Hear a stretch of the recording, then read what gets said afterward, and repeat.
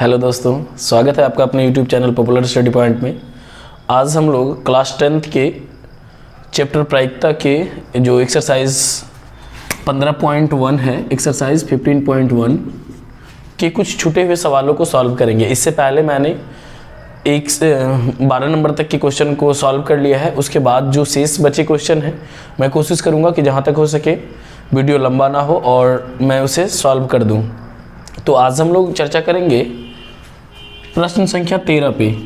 मैं आप लोगों से फिर से एक बार रिक्वेस्ट करना चाहूँगा कि आप लोग सबसे पहले जब कभी भी, चूँकि इतने लंबे लंबे क्वेश्चन को लिखना संभव नहीं है, अतः मैं आप लोगों से रिक्वेस्ट करूँगा कि आप लोग जब बनाएं तो मैं तो थोड़ा ना थोड़ा क्वेश्चन तो ज़रूर लिखूँगा ही, लेकिन इसे पूरे के पूरे अच्छी तरह से समझने के लिए आप लोग किताब का अवश्य मदद लें। तो देखिए, इसमें लिखा हुआ है 13 नंबर के सवाल में, एक पासे को एक बार फेंका जाता है। एक पासे को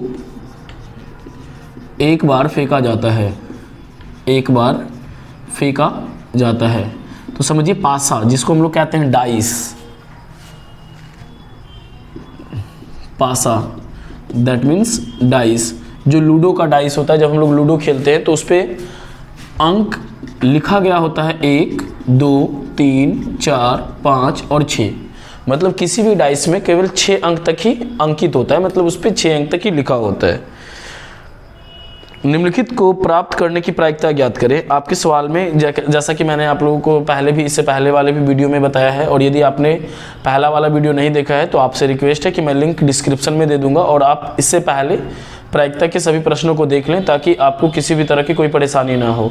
यदि आप पहले वाले वीडियो को नहीं देखेंगे तो समझ में तो आएगा, लेकिन उतने अच्छे से आपका कोई भी डाउट क्लियर नहीं हो पाएगा। इसीलिए मैं आपसे रिक्वेस्ट करूंगा कि इससे पहले आप टाइप 1 को अवश्य देख लें। तो देखिए, मैं आपको फिर से बता रहा हूं कि प्रायिकता का केवल एक ही मूल मंत्र है कि सबसे पहले हम लोग टोटल निकालते हैं, और दूसरा उसका काम है क्या कि टोटल को हमेशा बटे में लिखते हैं। टोटल को हमेशा कहाँ लिखते हैं? बटे में। तो सबसे पहले अभी यहाँ पे क्वेश्चन में क्या जा रहा है कि एक अभाज्य संख्या हो। कौन सा संख्या हो? एक अभाज्य संख्या होने की प्रायिकता, एक अभाज्य संख्या होने की प्रायिकता। तो सबसे पहले तो हम लोग क्या करेंगे, टोटल को बटे में लिखेंगे। तो टोटल कितना अंक है? कुल 6 अंक होता है। अभाज्य संख्या कितना है? तो 2 है, 3 है और 5 है। कितने अंक अभाज्य संख्या है? 2, 3, 5। हम सभी जानते हैं कि अभाज्य संख्या किसको कहते हैं? जो 1 से कटता है और वो स्वयं से कट जाता है, उसी को हम लोग कहते हैं अभाज्य संख्या। तो हम लोग यहाँ पे देख रहे हैं कि अभाज्य संख्या की संख्या कितनी है? 1, 2, 3। तो हम लोग यहाँ पे लिख देंगे 3। 3 से 6 कट जाएगा 2 बार में, मतलब फाइनल आंसर हो जाएगा 1/2। ठीक है, ये पहला क्वेश्चन था। दूसरा, इसी में कहा जा रहा है कि 2 और 6 के बीच स्थित कोई संख्या।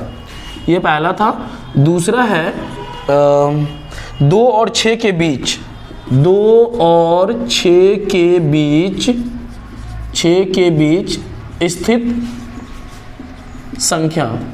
2 और 6 के बीच स्थित संख्या। तो अब समझिए, 2 और 6 के बीच होना चाहिए। 2 और 6 के क्या होना चाहिए? बीच होना चाहिए। तो देखिए, 2 और 6 के बीच, मतलब 2 और 6 के बीच कितना संख्या है? 1, 2, 3। तो सबसे पहले तो टोटल को हम लोग बटे में लिखते हैं। 2 और 6 के बीच कितनी संख्या है? गिनिए, 1, 2 और 3। तो यहाँ पे फिर से लिख देंगे 3। 3 से 6 कट जाएगा कितने बार में? 2 बार में, मतलब 1/2 इसका आंसर हो गया। फिर इसका तीसरा और एक सवाल है इसी में कि एक विषम संख्या हो, जस्ट एक विषम संख्या हो। क्या हो? एक विषम संख्या होने की प्रायिकता, एक विषम संख्या होने की प्रायिकता।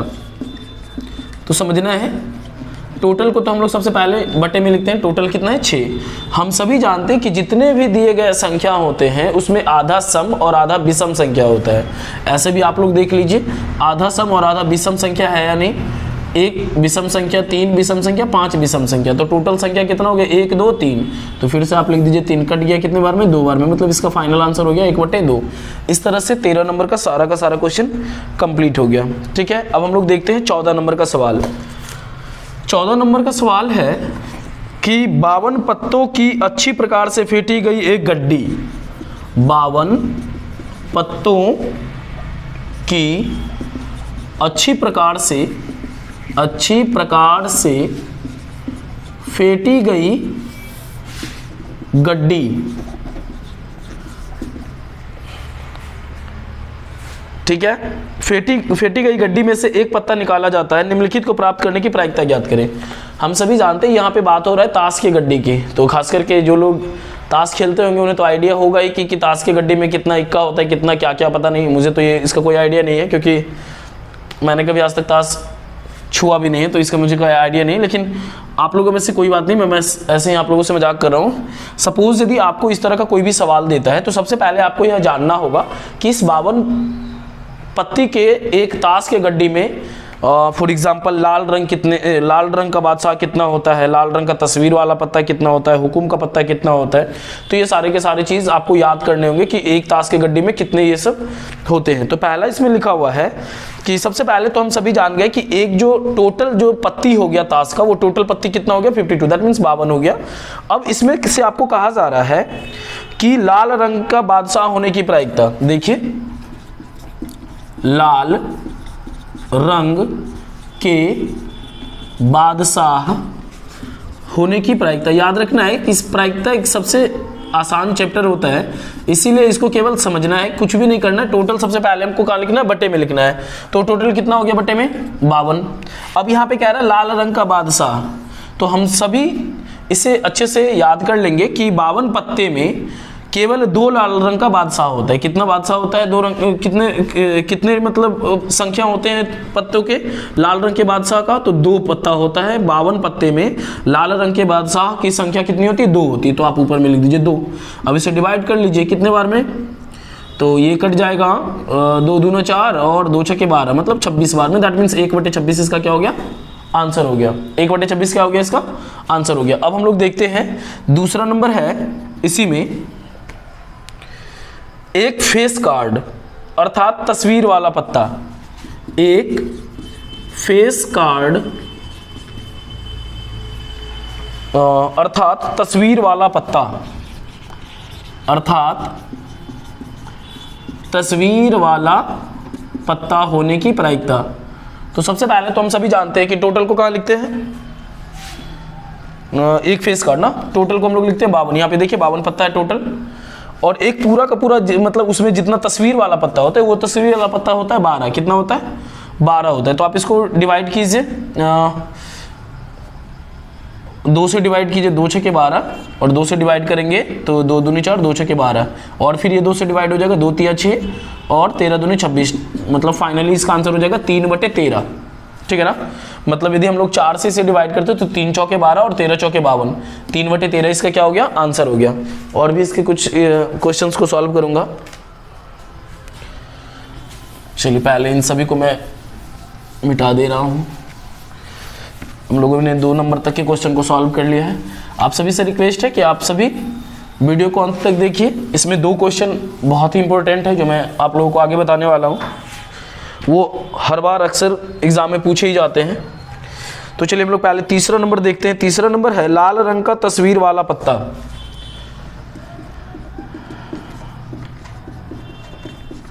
लाल रंग का तस्वीर वाला पत्ता, तो टोटल कितना हो गया, 52 हो गया। और कहा जा रहा है कि लाल रंग का तस्वीर वाला कितना पत्ता होगा, तो लाल रंग के तस्वीर वाला पत्ता होगा 6। कितना हो जाएगा, 6। फिर आप इसे डिवाइड करेंगे।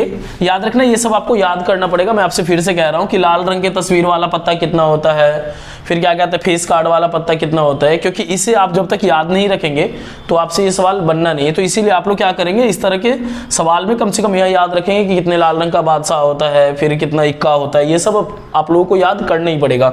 और यदि कोई ताश खेलने वाले होंगे तो उन्हें याद करने की कोई आवश्यकता ही नहीं होगी, क्योंकि उन्हें पहले से ही पता होगा। तो चलिए हम लोग इससे फिर से क्या करेंगे, 3 से डिवाइड करेंगे, 3 दूनी 6 और फिर ये हो जाएगा 26, सॉरी 3 से कटाएंगे इसे ना, 2 से कटा लीजिए, 2 तिया 6 और ये हो जाएगा 26 दूना 52, मतलब इसका फाइनली आंसर हो जाएगा 3/26। ठीक है, फिर चौथा नंबर हम लोग देखते हैं। चौथा नंबर है पान का गुलाम। पान का गुलाम आने की प्रायिकता, आने की प्रायिकता।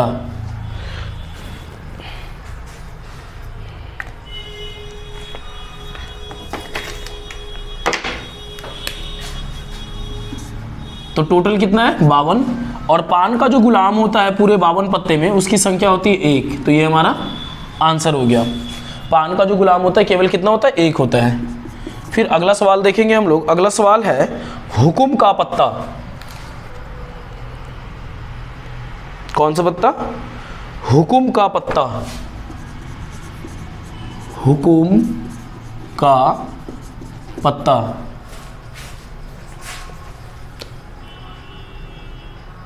क्या है हुकुम का पत्ता? हुकुम का पत्ता निकालने की प्रायिकता, निकालने की प्रायिकता। तो टोटल हुकुम का पत्ता इसमें होता है 13। हम सभी देखिए, एक चीज आप लोगों को मैं फिर से बता रहा हूँ, देखिए सभी के बेस में चाहे कुछ भी आ रहा हो, लेकिन सभी के बेस में क्या आ रहा है, 52 आ रहा है। तो ये हमेशा याद रखना है कि टोटल जो भी कुल संख्या होता है उसको हमेशा बेस में रखना है। आपको जिस चीज को निकालने के बारे में कहा जा रहा है आपको केवल उसका संख्या ऊपर लिखना है। तो हुकुम का पत्ता इसमें टोटल होता है 13। तो 13 से आप 52 को डिवाइड कर लीजिए 4 बार में, ऊपर 1/4, ये हमारा आंसर हो गया। उसके बाद इसका लास्ट है एक ईंट की बेगम। एक ईंट की बेगम, एक ईंट की बेगम आने की प्रायिकता। टोटल को कहां लिखेंगे, बेस में। पूरे 52 पत्ती, 52 गड्डी में, मतलब 52 पत्ती के गड्डी में एक ईंट की बेगम जो होती है वो टोटल होता है 1। तो ये हमारा क्या हो गया, आंसर हो गया।